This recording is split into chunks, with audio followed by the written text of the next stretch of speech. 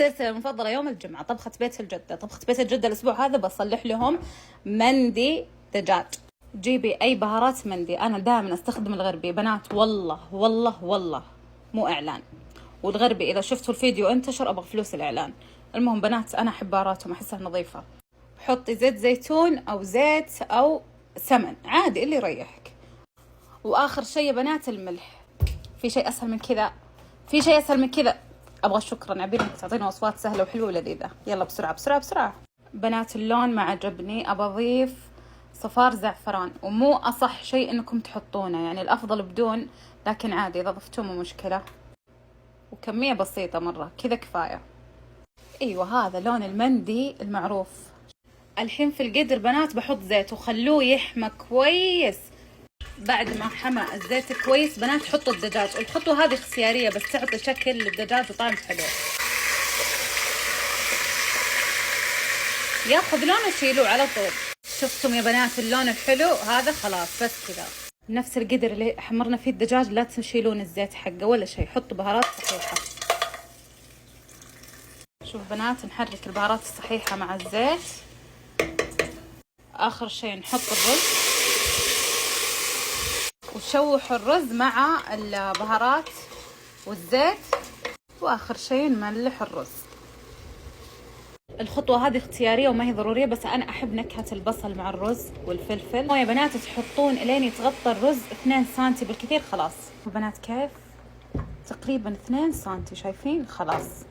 شوف بنات حطيت شبك الدجاج هذا، ترى الأفضل يكون مرتفع أكثر بس هذا اللي عندي وعادي.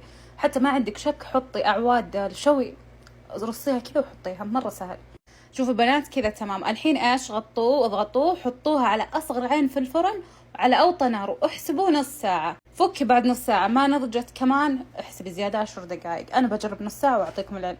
السلطة هذه بنات صلحتها قبل معاكم وترى لذيذة. اللي تقول ليش تطحنين الخيار بنات جربوها بطريقتي، جربوها وادعوا لي. واللي تقول ما اسمها سلطة لان في دكان عبارة ليش تسمينها سلطة، اسمها صوص، تبغين تسمينها صوص سميه. انا بسميها سلطة كيفي يا اخي، حرة كيفي. تبغى تسميها صوص سميه. المكونات بقدونس ونعناع وخيار وليمون ورشة ملح ورشة فلفل اسود. بعد ما تطحنينها اضيفي لها زبادي بس. شوف بنات شكلها كيف يشهي، والله قبل شوي اختي ذاقتها تقول قسما بالله كانها سلطة مطاعم. شوفوا بنات، بنات لذيذة جربوها. السلطة الثانية اللي صار فيها الانهيار والسب وليه وانتي ما تفهمين وانتي عشان نقطة معجون الطماطم. اقسم بالله صايرين تهاويل تهاويل.